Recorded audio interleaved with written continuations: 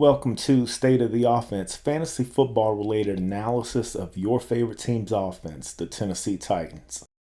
In the skill positions, the Titans return Ryan Tannehill, Derrick Henry, Treylon Burks, and Chig Okonkwo as the top fantasy options at each position from last year. The Titans also added DeAndre Hopkins in free agency and Tyjae Spears in the draft in the offseason. On the offensive line, the Titans will bring back Aaron Brewer at center and Nicholas Petitfrere at right tackle. New starters include tackle Andre Dillard and guard Peter Skoronski.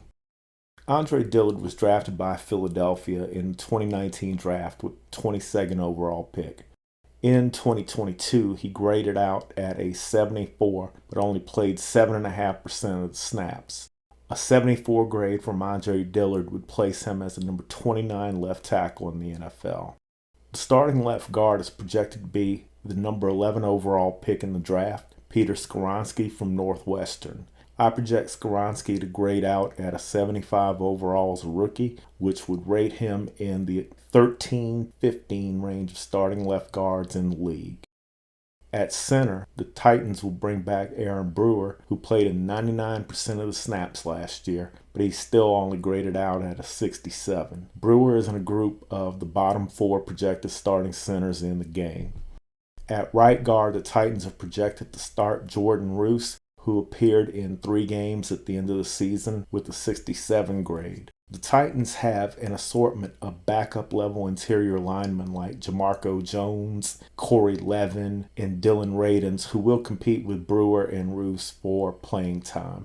Radins is on the PUP list with knee injury right now. He was the 53rd overall pick 2 years ago, and he's still only 25 years old, so he still may develop into a starting caliber player. In 10 games last year, Radins graded at a 73, and he played in 33.6% of the available snaps.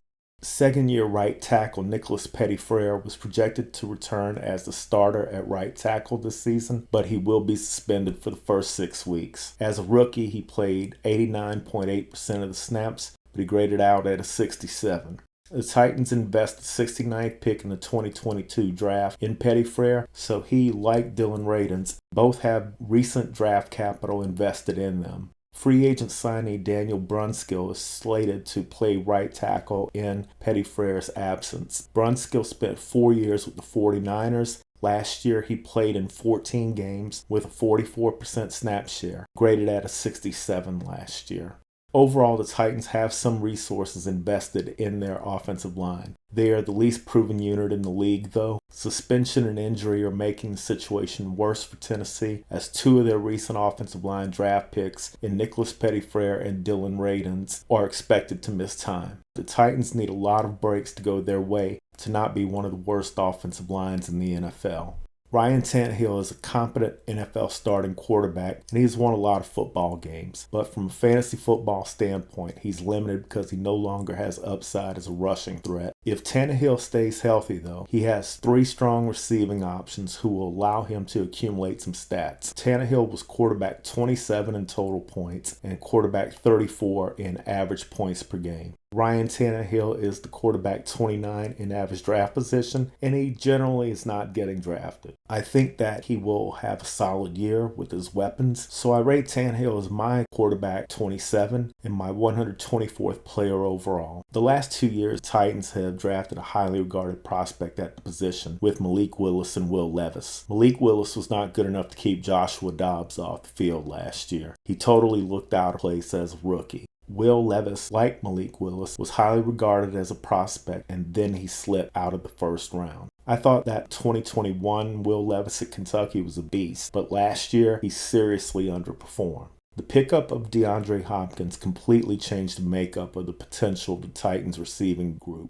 Hopkins is a 5-time All-Pro wide receiver who showed that he still has what it takes to be a number 1 wide receiver in an offense. Hopkins was only the wide receiver 46 in points because of a suspension last year, but he was the wide receiver 10 in points per game. He is the wide receiver 19 in draft position and the 48th player taken overall. I trust his talent enough to rank him as my wide receiver 15 and my player 46 overall.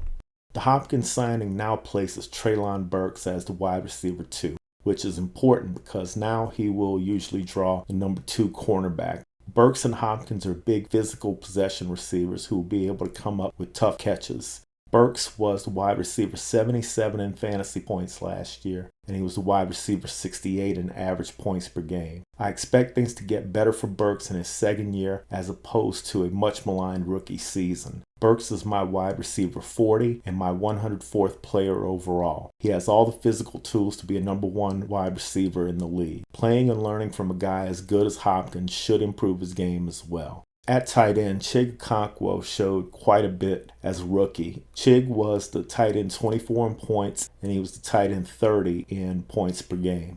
His ADP is all the way up to tight end 14 and the 145th player overall. I rate Okonkwo as my tight end 14 as well, but I have him rated a lot higher in overall ADP as my 93rd overall player. Derrick Henry is still a Titan at 29, and he always seems to show how superhuman he is as a football player. King Henry was the running back 4 in total points and the running back 3 in points per game. He's currently the 6th running back drafted, the 11th player overall. I rate him as my number 5 running back, player number 14.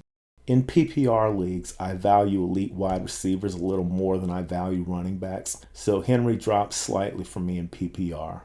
In the 3rd round of the NFL draft, the Titans' selection of Tulane's Tyjae Spears gave the Titans their most talented running mate with Derrick Henry since the DeMarco Murray days. Tyjae Spears can flat out play, but his long-term viability may be limited because of the condition of his knees. Spears is going as the 55th running back, and he's going undrafted. He is my running back 45, and I rank him as the 153rd player overall.